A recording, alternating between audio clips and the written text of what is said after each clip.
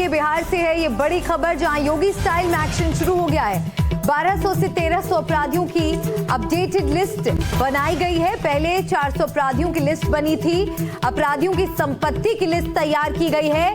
संपत्ति सीज करने के लिए समीक्षा बैठक की जा रही है। बालू माफिया, जमीन माफिया, शराब ठेकेदार, कॉन्ट्रैक्ट किलर लिस्ट में ये तमाम नाम है। यूपी की तरह एंटी रोमियो स्क्वाड की भी बड़ी तैयारी है। महिला पुलिसकर्मियों के लिए 2000 स्कूटियां मुहैया कराई जा रही हैं।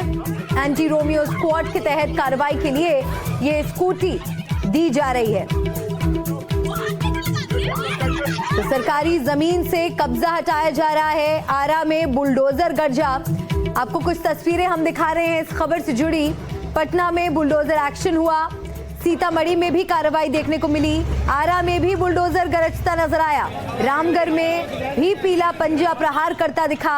तो भोजपुर में अवैध कब्जे पर एक्शन हुआ। दरभंगा में भी चला बुलडोजर। तो यूपी की तर्ज पर अब बिहार में भी अपराधियों पर नकेल कसने के लिए बाकायदा लिस्ट बनाई जा रही है।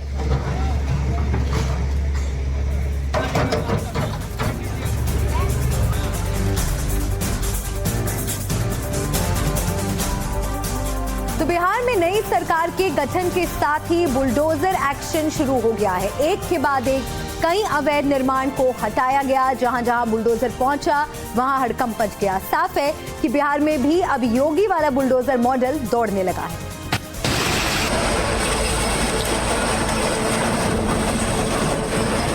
अब यूपी में दंगा नहीं, सब चंगा है।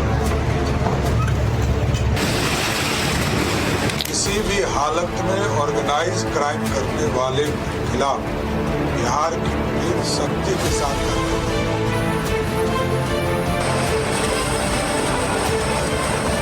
बुलडोजर है ना, ये यूपी के अंदर माफिया को चाप चाप करके हाँपने के लिए मजबूर कर दिया है। बिहार में अब अपराधियों का बाबा वाला इलाज शुरू हो गया है और माफिया पर गिरने लगी है योगी जैसी बुलडोजर वाली गाज। यानी अब बिहार में भी दिखने और दौड़ने लगा है योगी मॉडल।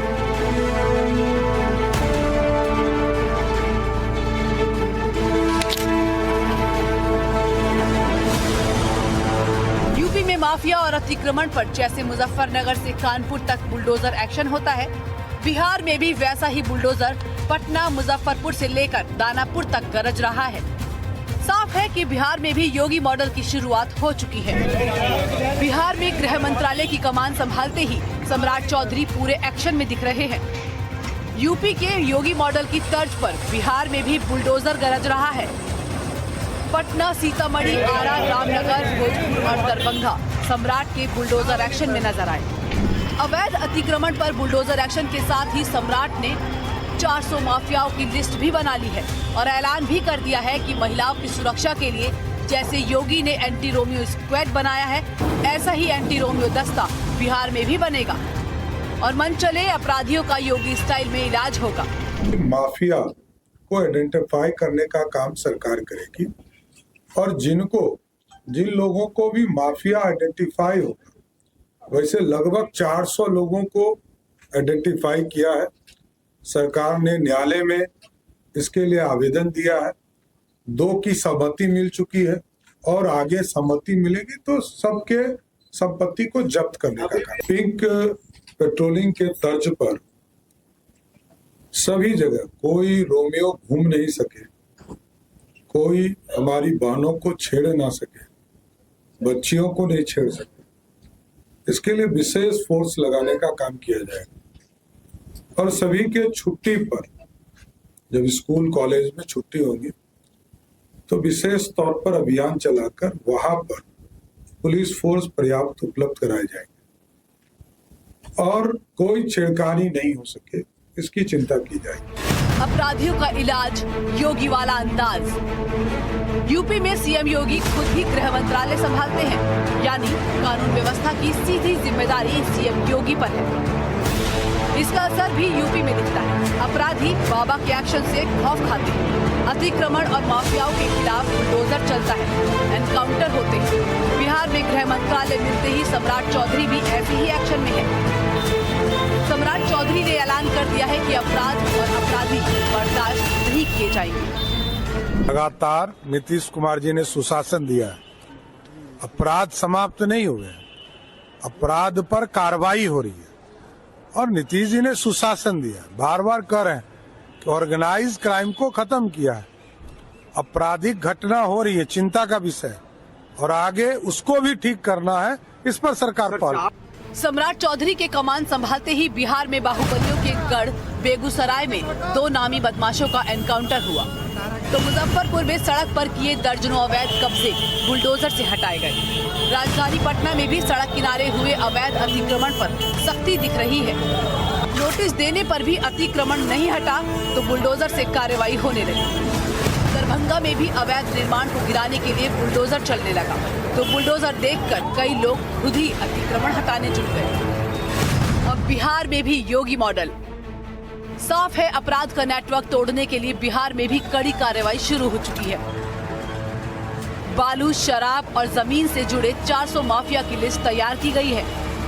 कोर्ट का आदेश मिलते ही इनकी अवैध संपत्तियां जब्त की जाएंगी। 2 माफियाओं की संपत्ति जब्ती की इजाजत भी कोर्ट से मिल चुकी है। अपराध करके करोड़ों की संपत्ति खड़ी करने वाले बख्शे नहीं जाएंगे। जेल में लागू की जाएगी सख्ती। जेल में भी सख्ती की बात करते हुए उप मुख्यमंत्री चौधरी ने कहा, जेल परिसर में मोबाइल फोन की अनधिकृत एंट्री पर पाबंदी लगाई जाएगी। यही नहीं, डॉक्टरों की अनुमति के बिना कैदियों को बाहर का खाना नहीं मिलेगा। साइबर क्राइम पर भी लगेगा अंकुश। बढ़ते साइबर अपराध के खिलाफ कड़े तेवर दिखाते हुए सम्राट चौधरी ने कहा कि साइबर अपराध को लेकर कड़ी कार्रवाई की जाएगी। सोशल मीडिया पर अभद्र भाषा का इस्तेमाल या आपत्तिजनक कमेंट करने वालों के खिलाफ भी कड़े कदम उठाए जाएंगे और मुख्यमंत्री नीतीश कुमार की अगुवाई में सुशासन को बेहतर किया जाएगा। एनडीटीवी के लिए ब्यूरो रिपोर्ट।